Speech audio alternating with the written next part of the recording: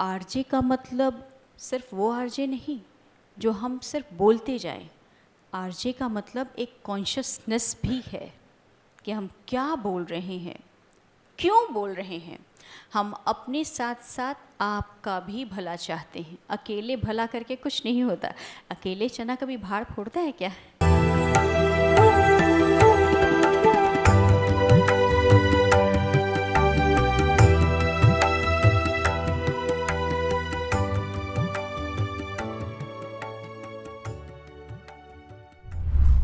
सबसे पहले तो मैम स्वागत है आपका इस विमर्श कार्यक्रम में। हमने बहुत सारे कलाकारों को यहाँ पे सुना, कई विधाओं के कलाकार ज्ञानी यहाँ पर आते रहे। इस बार आकाशवाणी से कोई आया है पहली बार। तो मेरा पहला प्रश्न यही है कि हमारे इस विमर्श कार्यक्रम में बहुत सारे वक्ता है जो कहीं ना कहीं आकाशवाणी से जुड़े रहे हैं, जुड़े हुए हैं। आज आप इसमें हमारे साथ मुख्य वक्ता के रूप में हैं, क्या महसूस कर रही हैं आप यहाँ पर आकर? बहुत शुक्रिया चर्चित जी। और सबसे पहले सभी को नमस्कार, प्रणाम। जो हमारी संस्कृति है आकाशवाणी की, हम सबसे पहले सबको प्रणाम करते हैं, नमस्कार करते हैं, अभिवादन करते हैं। ये अभिवादन इसलिए ताकि हम और आप जुड़ जाएं, एक हो जाएं दो से, क्योंकि बातचीत जो है वो अकेले नहीं होती, दो लोगों के साथ होने से होती है। और यहाँ पर बैठे हुए हमारे निदेशक महोदय, उपनिदेशक महोदय, मैडम और सभी लोग, अच्छा लग रहा है। जब मुझे कॉल आई थी, मुझे लग रहा है कि कृष्ण मोहन जी की ही कॉल थी। हाँ, उन्होंने कहा था तो ऐसा लग रहा था कि क्यों कहा होगा। एक मन में थोड़ा सा था कि कहीं जाकर वैसे अपनी बात रखना, फिर लगा कि नहीं, रखते हैं। अगर कोई बात उठी है तो अब समय है कि उस बात को आगे बढ़ाया जाए। बहुत सारे लोगों ने उस बात को आगे बढ़ाया है और बढ़ाते रहना बहुत ज़रूरी है। आपने कहा यहाँ आकर इतने लोग आए, कैसा लग रहा है? सच कहूँ तो इस कुर्सी पर, इस मंच पर बहुत ही ज्ञानी विद्वजन लोग आते रहे हैं। वहाँ बैठना किसी सौभाग्य से कम तो नहीं लगेगा। और एक जिम्मेवारी भी लग रही है कि उन्होंने जो दृष्टि अपने कार्यों को लेकर आप सभी के सामने रखी है, कोशिश रहेगी और ऊपर वाले का आशीर्वाद और साथ कि उसी तरह की दृष्टि जो उन लोगों ने आप सभी से साझा किया है, मैं भी कर सकूं। और ये जो समय है बहुत सुंदर हो, इसकी मैं कामना करती हूँ। तो शुरू करते हैं। मैम, आज़ादी के पहले जनसंचार के बहुत सारे माध्यम थे जी। उसमें से आकाशवाणी भी था। आज भी बहुत सारे माध्यम हैं, आकाशवाणी है, इलेक्ट्रॉनिक मीडिया है, प्रिंट मीडिया है, सोशल मीडिया अब आ चुका है। उसके बावजूद आकाशवाणी की इतनी विश्वसनीयता 90 वर्षों से लगातार बनी हुई है। मतलब क्या ऐसा क्या है आकाशवाणी में, यह क्या कारण है कि 90 वर्षों से लगातार एक पान की दुकान हो या घर हो या महिलाओं के साथ रेडियो में ये किचन का साथी हो, आज भी लोग इतना विश्वास करते हैं? जैसे हम अपने जीवन को लेकर रिस्पॉन्सिबल होते हैं। इसका नाम ही ज़रा देखिए, आकाशवाणी, कितना सोच के रखा गया होगा, जिसके नाम में आकाश जुड़ा हुआ हो। जब हम कोई काम करते हैं बड़ा, या डरते हैं या कुछ अचीव करते हैं, तो सीधे ऊपर वाले की ओर देखते हैं और कहते हैं कि हे ऊपर वाले, मेरा साथ देना, या देखो ना ऊपर वाले, मैंने कर दिखाया। तो एक प्रतिबद्धता, एक क्लैरिटी कि हम एकदम अपने जहन को साफ रखेंगे। हमारा जो कन्विक्शन है वो अडिग है, हम इधर से उधर नहीं होंगे। तो शायद ये बात जब लोग इस संस्थान से जुड़ना शुरू हुए थे, जब इसका नाम ISBS से, इंडियन स्टेट ब्रॉडकास्टिंग सर्विसेज था, 8 जून 1936 के पहले फिर लायोनेल फील्डन आते हैं और उसके बाद इसका नाम ऑल इंडिया रेडियो होता है। बहुत सारे लोग जुड़ते चले गए। तो ये एक बात थी कि नहीं, हम अपने लोगों को एक सही दिशा देंगे। इसलिए देंगे क्योंकि हम उस समय एक देश के रूप में उभर रहे थे। हम देश को आज़ाद कराने के लिए, सब लोग जो यहाँ पर बैठे हुए हैं, अगर वो अपने बहुत पहले जाएंगे तो उनके दादा, परदादा, पिताजी, जो ननिहाल के पक्ष के हों चाहे गुरुजन हों, सभी लोगों ने भाग लिया है।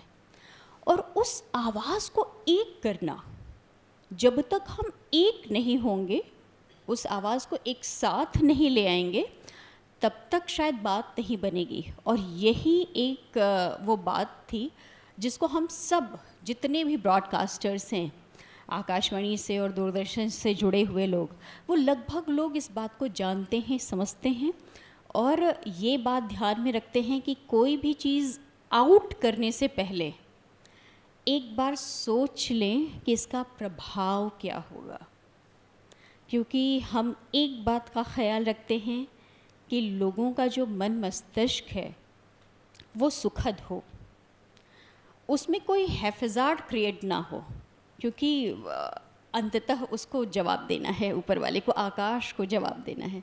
तो शायद यही बात इस संस्था से जो भी प्रसारित होता है, विश्वसनीयता जो बनी हुई है वो बनी है और इंशाअल्लाह बनी रहेगी। मैम, आज का समय डिजिटल युग का समय है, लगातार चीज़ें बहुत तेज़ी से बदल जाती हैं, नए नए संस्करण आ जाते हैं उसके। ये रेडियो सेट का भी बहुत सारा चीज़ें बदल गई हैं। पहले ट्रांजिस्टर होता था बड़े से सेट का, फिर छोटा छोटा छोटा मोबाइल में आ गया है। आकाशवाणी या रेडियो या ये प्रसार भारती का ये जो विविध भारती, ये किस तरह से अपना स्वरूप बदल रहा है या इसमें क्या चेंजेस आ रहे हैं? देखिए, अगर हम इसको थोड़ा एनालाइज करें तो अखबार हम आँखों से पढ़ते हैं, टीवी हम आँखों से पढ़ते हैं और कानों से सुनते हैं, रेडियो हम कान से सुनते हैं, कान से सुनते हैं आवाज़ और एक पिक्चर बनाने लगते हैं। वो चाहे किसी घटना की तस्वीर हो सकती है, किसी व्यक्तित्व के बारे में हम हो सकता है, या किसी पकवान के बारे में भी हो सकता है। हमने वो शुरुआत रेडियो सेट से की थी। रेडियो सेट से आवाज़ आती और लोग खुश हो जाया करते, वो कहानियाँ सुनते और दिलचस्प किस्से सुनते। जैसे इन्वेंशन हुआ कि तमाम तरीके के रेडियो सेट आप लोगों ने देखा होगा, कुछ बड़े हुआ करते थे, कुछ छोटे हुआ करते थे, कुछ पॉकेट रेडियो भी आए। मेरे पास भी था जब मैं बीएचयू में पढ़ाई कर रही थी, तो न्यूज़ मैं ज़रूर सुनती थी, क्योंकि ऐसा लगता था कि सिलेक्शन लेना है तो न्यूज़ सुनना बहुत ज़रूरी है। तो 8:30 बजे रात वाला और दिन में जो 8 बजे है, दोपहर में है 2 बजे, वो ज़रूर सुनते थे। जैसे जैसे इन्वेंशन तकनीक में होते जा रहे हैं, वैसे वैसे हमारी संस्थान ने भी चीज़ों को अपनाया है। हम रेडियो सेट से टीवी पर भी आए। टीवी में बहुत सारे केंद्राज, अगर आप देखें डीटीएच में एक ऑप्शन है, तो उसमें आप सुन सकते हैं बहुत सारे केंद्र को, जैसे आकाशवाणी वाराणसी है, दिल्ली है, विजयवाड़ा है, बहुत सारे केंद्र हैं। फिर ये हुआ कि भाई हर हाथ में मोबाइल है, तो क्या हम मोबाइल पर नहीं आए? तो मोबाइल पर भी हैं हम, एफएम है, कार में हैं हम। उद्देश्य ये है कि जो भी तकनीक आएगी हम उस हिसाब से बदलेंगे और जो हमारी बात है उसे हम रखेंगे, उसे छोड़ेंगे नहीं कहना, क्योंकि वो बात बहुत ज़रूरी है, वो बात आवाम की है। ऐसी एक वर्कशॉप थी अभी दिल्ली में, हाल ही में प्रगति मैदान में, अभी कला मंडपम हम कहते हैं उसे, आयोजित थी। तो उन्होंने कहा कि एक हमारी जो इंजीनियरिंग विंग है एक सिस्टम ऐसा डेवलप कर रही है कि बिना नेट के, जैसे अभी एक बाध्यता है कि न्यूज़ ऑन AIR ऐप जो है वो जब नेट रहेगा तभी चलेगा, लेकिन वो बिना नेट के भी वो लोग सिस्टम डेवलप कर रहे हैं। तो we are thinking a time ahead. तो आप सभी के प्यार और सहयोग की भी ज़रूरत है, क्योंकि बात एक से नहीं होती। बात तो हम कहें, कोई सुने और हम उनकी भी सुनते हैं जो हमें सुनते हैं, क्योंकि वो क्या सुनना चाहते हैं। सिर्फ अपनी बात कह दें तो काफ़ी नहीं है। तो अच्छा लगता है कि समय के साथ हम भी बदल रहे हैं, क्योंकि पीढ़ियाँ बदल रही हैं, लोग बदल रहे हैं, उनके चॉइसेस बदल रहे हैं। तो जैसे तकनीक आती जाएगी, कोशिश रहेगी कि उस हिसाब से ही हम लोग भी ढलते जाएं। ये हमें पूरा विश्वास है मैम कि आप जन जन तक पहुंचेंगे, युवाओं तक पहुंचेंगे। माध्यम शायद बदल जाएगा लेकिन चीज़ें वही रहेंगी। बिल्कुल, बिल्कुल। रेडियो, आकाशवाणी, विविध भारती, प्रसार भारती, ये सब शब्द जब सुनते हैं तो कान में बहुत सारे कार्यक्रम गूंजते हैं। मुझे बहुत अच्छे से याद है बचपन में यह फौजी भाइयों का कार्यक्रम जयमाला, हवा महल, और उसकी ट्यूनिंग जो होती थी बड़ी प्यारी सी, 8 से सवा 8 के बीच में शायद आता था। बिल्कुल, बिल्कुल। और अभी भी।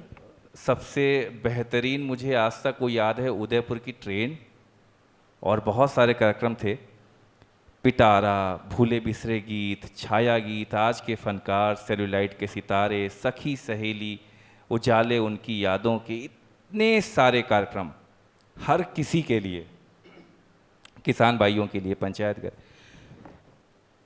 इन कार्यक्रमों में ऐसा क्या है, क्या जादू है जो लोगों को, हमारे दादा दादी, नाना नानी उस समय से लेके आज तक वो उससे जुड़े हुए हैं, वो उससे छूट नहीं पा रहे हैं। वो 3 बजे, 3:30 बजे वो इंतज़ार करती हैं, चाहे वो महिलाएं हों चाहे वो पुरुष हों, सखी सखी सहेली का। सहेली।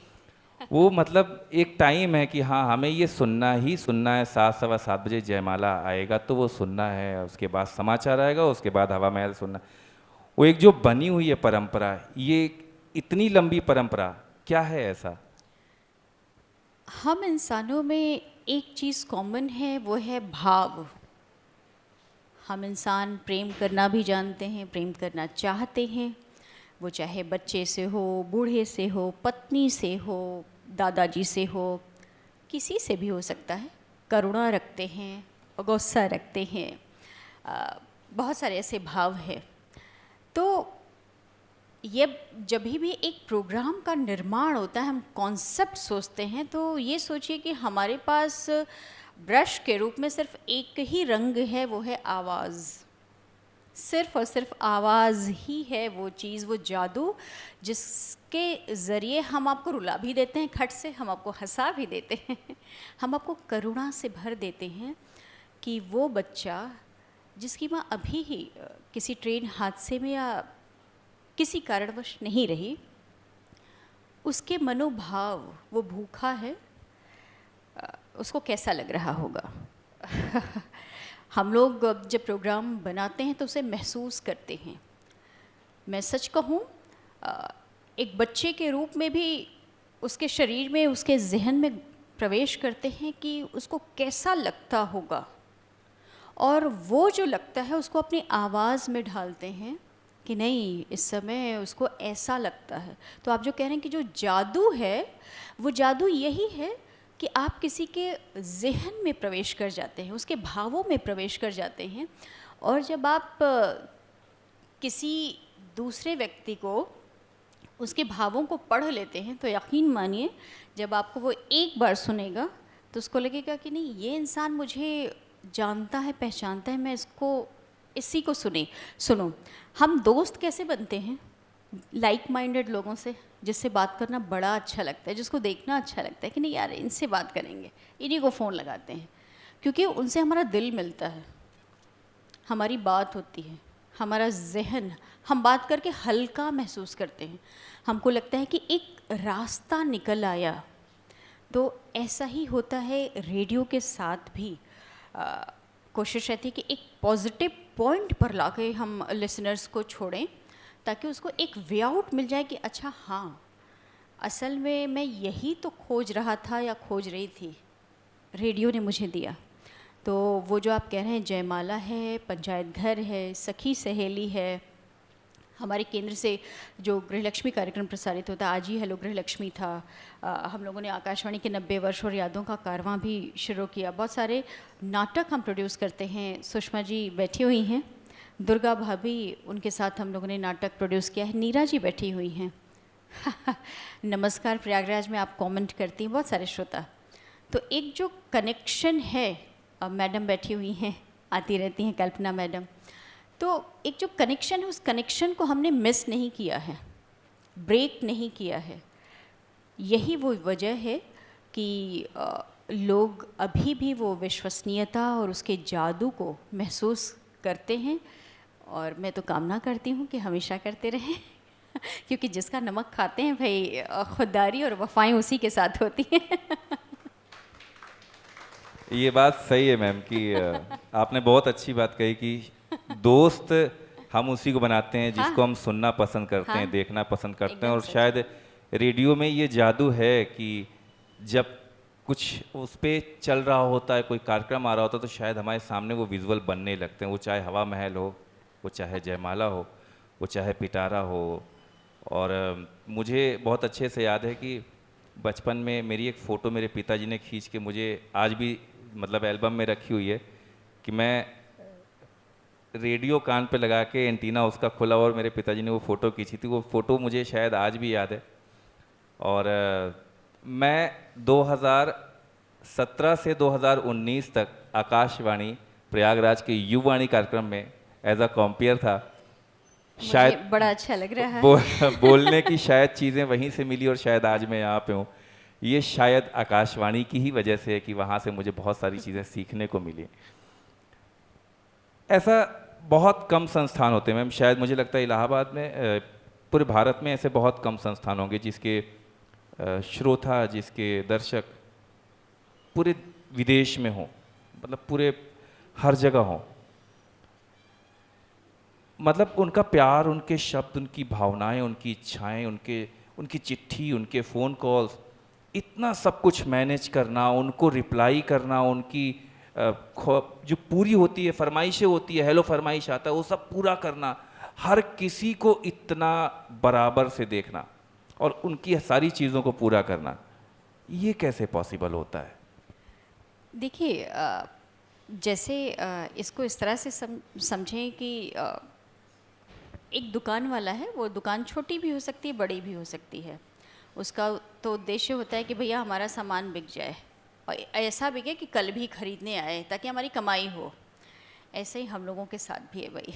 अगर मैं इस तरह से देखती हूँ कि भाई हमने प्रोग्राम बनाया, किसी ने चिट्ठी भेजी, तो उसको सच कहूँ बहुत खुशी होती है। बहुत ज़्यादा, क्योंकि हम लोग जब प्रोग्राम बनाते हैं तो बहुत एकाग्र होते हैं, बहुत उस समय फ़ोन स्विच ऑफ होते हैं और ऐसा लगता है कि हम उसी दुनिया में हैं। और जब कोई सुनता है और लेटर लिखता है, तो मैं सोच रही होती हूँ कि जब ये प्रोग्राम ब्रॉडकास्ट हुआ तो उसके मन मस्तिष्क में किस तरह के शब्द चले।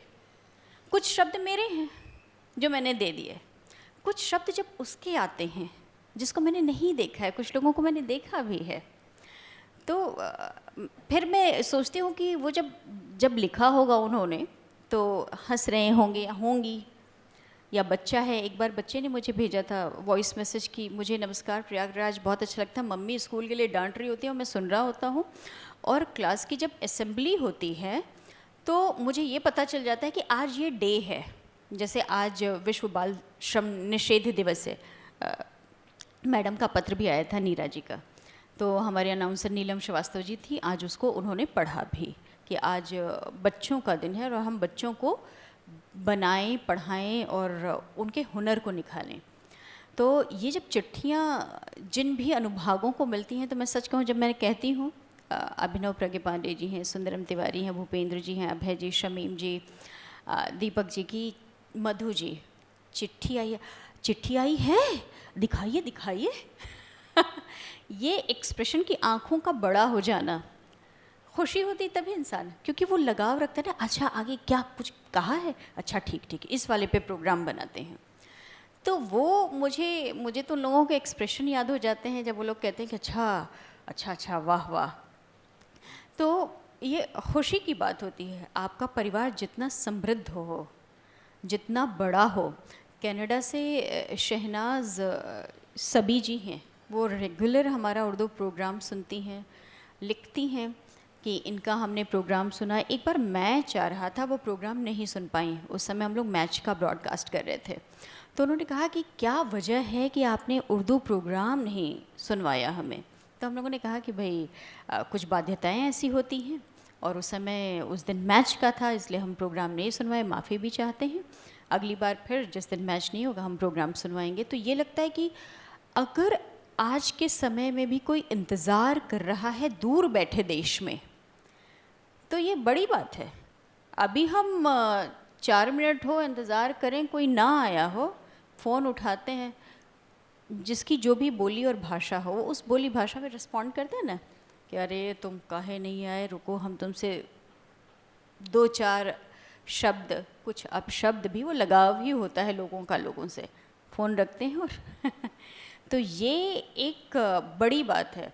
और इन चिट्ठियों को अब हम लोग अपने फेसबुक पेज पे, आकाशवाणी प्रयागराज का फेसबुक पेज है, इंस्टा है, ट्विटर है, फ़ोन भी है हमारा 8004926250, उस पर भी श्रोताओं की चिट्ठियाँ आती हैं, वॉइस मैसेजेस आते हैं और वो कंसर्न्ड अनुभाग को हम लोग ट्रांसफ़र कर देते हैं ताकि लोग जुड़े रहें। क्योंकि अगर लोग जुड़े नहीं रहेंगे तो फिर बात बनेगी नहीं, वो जादू क्रिएट नहीं होता, नहीं होता। एक मैं और प्लीज़। चर्चित जी, एक वाकया, मैं बनारस में उन दिनों पोस्टेड थी और इससे पहले वाला जो प्रश्न था, डॉक्टर वेणुगोपाल झंवर, अगर आप में से कोई जानते हो, बहुत अच्छे मनोचिकित्सक हैं, विश्व भर में उनका नाम है।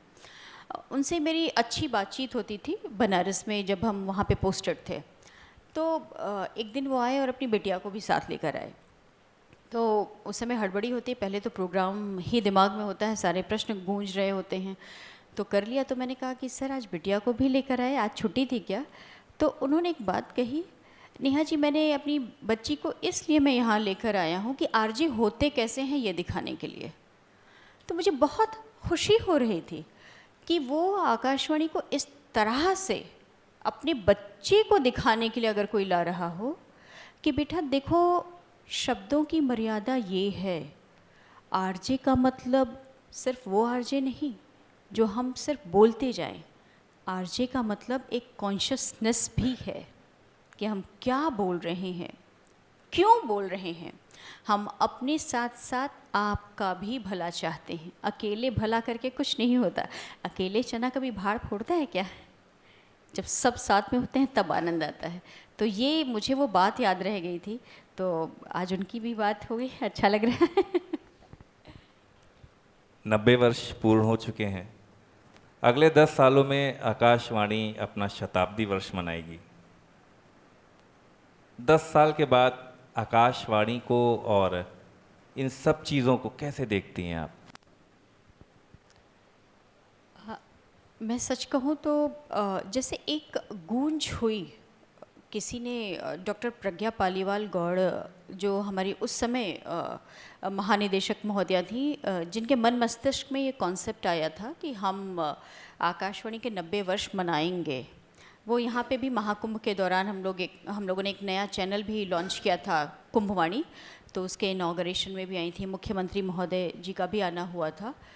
तो वो मैं देखती हूँ कि कितना बड़ा कर सकते हैं, इसको कहाँ तक पहुँचा सकते हैं, इसके जादू को जब आप बड़े अधिकारियों के मन मस्तिष्क में देखते हैं कि नहीं, इतने से काम नहीं बनेगा, अपने आप को और जागृत करना है, कुछ और संवारना है, तो एक बात होती है कि भाई और क्या संवारना है, तो उस पर बैठ के हम काम करते हैं कि अच्छा ठीक है, इतने पहलुओं को तो हमने छू लिया, इतने लोगों को छू लिया, अब बाकी की बातें कैसे होंगी। अब 2036 में 100 वर्ष होंगे, शताब्दी वर्ष, तो मैं कहूँ उस समय हमारा देश ओलंपिक का भी प्रतिनिधित्व कर रहा होगा, हमारे देश में ही ओलंपिक का आयोजन होगा, तो आकाशवाणी उस ओलंपिक को भी कवर कर रही होगी और जितनी तकनीक आएंगे उन सब पर हम होंगे, और हमारे देश के लोग जब मेडल्स ले रहे होंगे तो आकाशवाणी उनके साथ होगा और आप सब तक वो खबरें भी पहुंचाएगा कि हमारे देश के इस कोने के खिलाड़ी ने ऐसा किया है। आप सभी के पत्र भी आएंगे और वो समय भी बहुत स्वर्णिम होगा, क्योंकि अभी वो समय है जब हर कोई थोड़े सुकून की तलाश में है। लोग सोच रहे हैं कि कोई ऐसा मिले जो हमको पकड़ के बैठा दे। हम भाग रहे हैं, भाग रहे हैं, भाग रहे हैं। किसी से पूछिए कि भैया कहाँ भाग रहे हो, क्या मिल जाएगा तुम्हें, इधर भाग के उधर भाग के, नहीं पता चल रहा है। जैसे जैसे धीरे धीरे इस बात का आभास होना शुरू होगा तो शायद लोग फिर से उन और शब्दों की ओर लौटेंगे। और हमारी जो संस्था है अभी 230 केंद्र जहाँ पर स्टूडियोज़ हैं, 591 केंद्र आज हैं पूरे मिला के, बाकी रिले सेंटर्स हैं, वहाँ पे भी प्रोडक्शन शुरू होगा ताकि ये जो स्थानीय आवाज़ है, स्थानीय नाटक है, उसको आवाज़ मिले और सभी लोग, समाज के लोग एक हों। यही तो हम सबकी चाहत है, क्योंकि हमारा आदर्श वाक्य बहुजन हिताय बहुजन सुखाय का है। हमें उम्मीद है मैम कि जो आपने कहा ये ब्रह्मवाक्य हो, ईश्वर की वाणी हो और ये पूरी हो। हमारे बीच में बहुत सारे श्रोता और दर्शक भी यहाँ पे उपस्थित हैं। मैं निवेदन करूँगा कि आप में से कोई भी अगर इससे जुड़ा हुआ कोई प्रश्न पूछना चाहे तो उसका स्वागत है।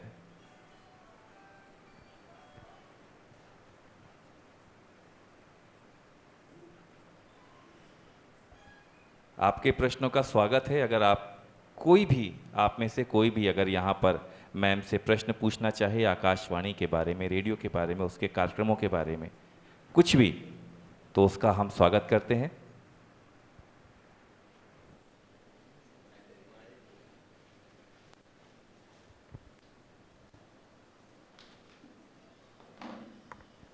यहाँ आए हुए सभी लोग को नमस्कार। नेहा जी, आपसे हम ये प्रश्न करना चाहते हैं कि आप जब से इधर आकाशवाणी में आई हैं, नए नए प्रोग्राम काफ़ी आ गए हैं, तो उसको और घर को लेके कैसे आप मैनेज करती हैं कि आप यहाँ भी जब हम लोग जाते हैं बड़े अच्छे से बातचीत करती हैं और सबका ध्यान आकर्षित करती हैं, तो घर और ये आकाशवाणी को किस तरह आप मैनेज करती हैं और नए नए प्रोग्रामों को प्रसारित करती हैं? हाँ, ये शुरुआती दिनों, बहुत शुक्रिया नीरा जी। शुरुआती दिनों में सच में बड़ा मुश्किल होता था। जब नौकरी ली थी तो उस समय विवाह नहीं हुआ था। अब विवाह हुआ तो मेरा एक बहुत ही प्यारा सा बेटा है। घर परिवार अच्छा है ऊपर वाले की कृपा से, आप सभी के आशीर्वाद से। तो जब घर पर होती हूँ तो सच में घर पर होती हूँ। खाना पकाना, मेरे हस्बैंड को क्या पसंद है, छोटी छोटी बातों का ख्याल रखना, वो इसलिए भी ताकि मैं रेडियो पर लोगों को जीवन, फेक बोलना ठीक नहीं है, जो हम जीते हैं वो बोलें। तो मैं चाहती हूँ कि जो बोल रही हूँ वो मैं खुद फॉलो करूँ। तो छोटी छोटी बातों का ख्याल रखना, बेटे के साथ खेलना, ड्राइंग बनाना, उसके लिए खाना बनाना मुझे बहुत पसंद है। पूरी, हलवा, खीर, सेवई, वो बाहर का खाना नहीं खाता, बहुत कम, बहुत कम। तो इसीलिए आप सभी लोग कह रहे थे कि सैटरडे को रखें, तो मैंने कहा कि नहीं, सैटरडे मत रखिए क्योंकि हफ्ते में 2 दिन ऐसा होता है जब मैं ये भूल जाती हूँ कि मैं फ़ोन पर अवेलेबल रहती हूँ या कोई बहुत महत्वपूर्ण काम होता है, तो मैं सिर्फ़ एक माँ, पत्नी और बहू होती हूँ। वहाँ पे सिर्फ एक पत्नी जो पति का ख्याल रखती है, श्रीमान जी मेरा भी ख्याल रखते हैं और बच्चे को, माता पिता को, आस पास पड़ोस कैसा है उसको ठीक से रखना। तो ये एक कंसर्न है कि नहीं, हम जब और 10 साल जब जाएंगे तो हम अपने परिवार को कैसा देखना चाहते हैं, हम अपने आप को कैसा देखना चाहते हैं, हम बहू के रूप में कैसे मैं देखना चाहती हूँ खुद को, एक माँ के रूप में। तो वो जो एक गोल सेट है कि नहीं, मुझे वैसा दिखना है, तो उसके लिए कर्म करना पड़ेगा। तो कर्म करती हूँ, कई बार फेल भी होती हूँ, सच है ये। तो फिर स्वीकार भी करती हूँ कि हाँ, मुझसे गलती हो गई। झुक करके सबसे पहली इंसान होती हूँ मैं, वो चाहे घर हो कहीं भी हो, कि झुकती हूँ क्योंकि झुकने से रियलाइज़ होता है कि नहीं, मेरी वजह से कोई हर्ट हो गया।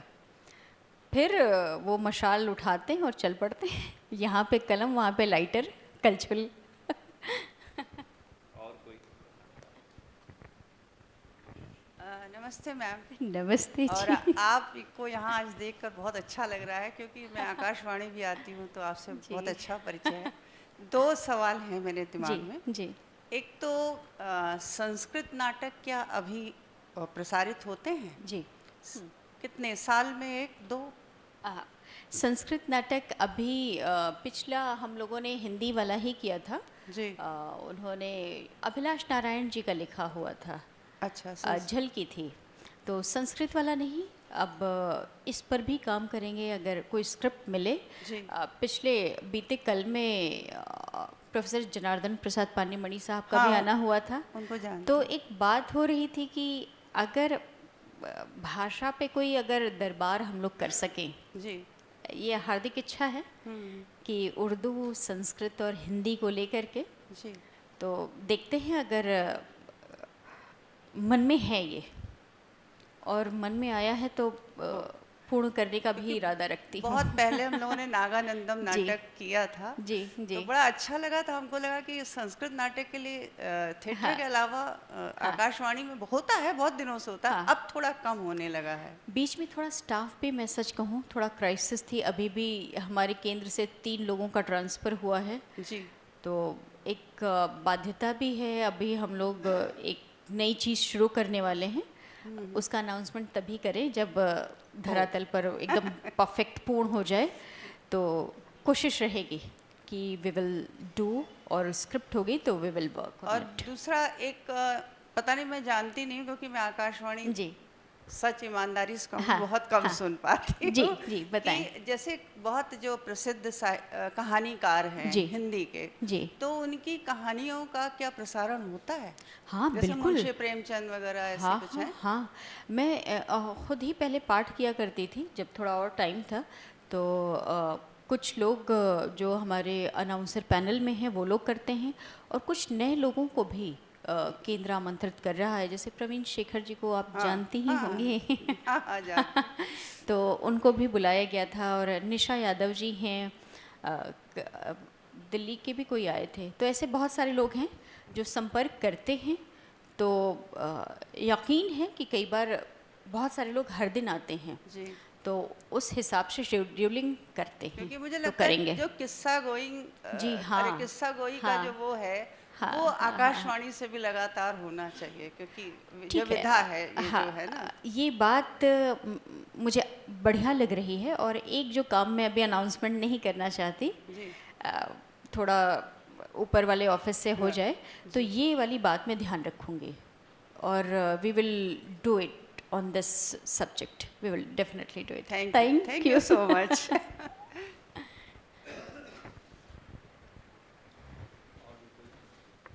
कोई भी प्रश्न पूछना चाहें तो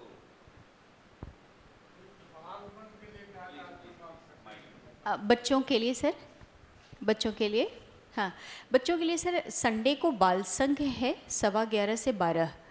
तो बच्चे भी आते हैं नए साथी के रूप में।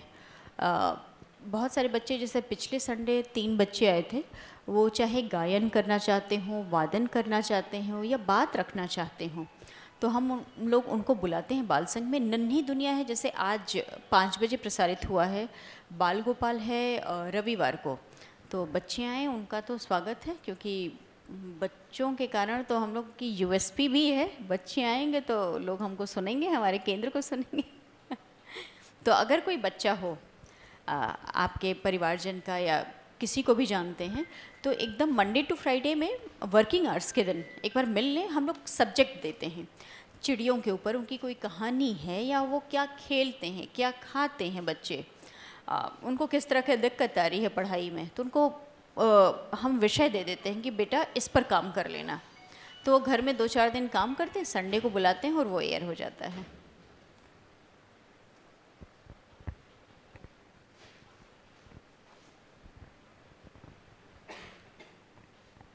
हमारे श्रोताओं दर्शकों के बीच से 3-4 प्रश्न आए। अगर कोई और प्रश्न पूछना चाहता है तो स्वागत है, वरना अब हम इस कार्यक्रम के विराम की ओर।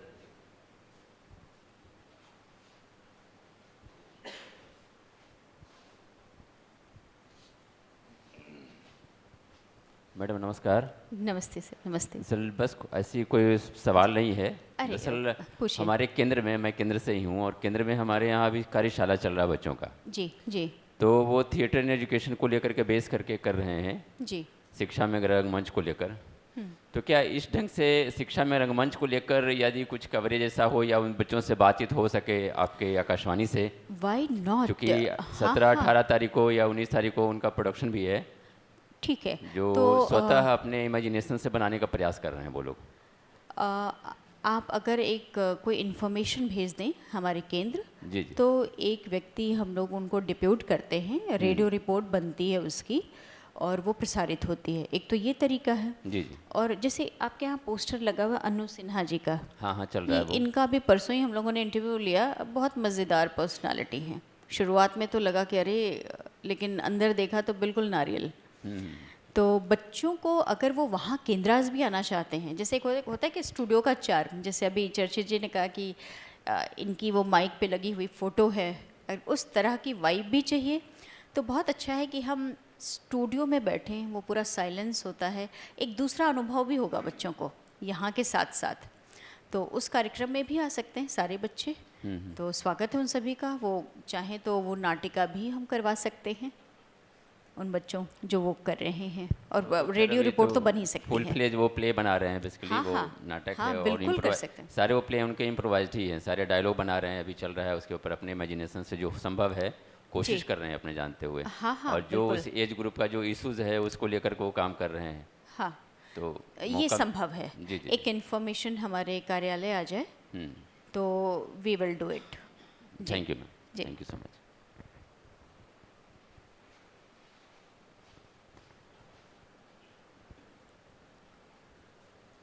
बहुत बहुत धन्यवाद आप सभी का कि विमर्श कार्यक्रम को इतनी तन्मयता के साथ सुना। आज हमारे साथ मुख्य वक्ता के तौर पर यहाँ उपस्थित रहीं Shrimati Neha Gupta ji, assistant director program Akashvani Prayagraj. हम धन्यवाद करते हैं आप सभी का, धन्यवाद करते हैं सभी मीडिया बंधुओं का, धन्यवाद करते हैं आकाशवाणी प्रयागराज का। और अगले सप्ताह हम इसी स्थान पर इसी समय किसी नए वक्ता के साथ यहाँ पर उपस्थित होंगे। तब तक के लिए शुभ रात्रि। धन्यवाद मैम। बहुत शुक्रिया, शुक्रिया चर्चित जी। और यहाँ पे जितने लोग आए मैं उनको प्रणाम फिर करती हूँ, आभार व्यक्त करती हूँ। कभी भी कुछ हो एक बार केंद्र आइए, अपनी बात रखिए। चिट्ठियाँ भेज सकते हैं आप, हम लोग चिट्ठियाँ भी पढ़ते हैं। रात 8 बजे रविवार को प्रसारित होता है, उसमें भी बातें हो सकती हैं। तो ठीक है, ये सिलसिला, ये रिश्ता दिनों दिन प्रगाढ़ हो, ऐसी मेरी कामना है। बहुत शुक्रिया, शुक्रिया।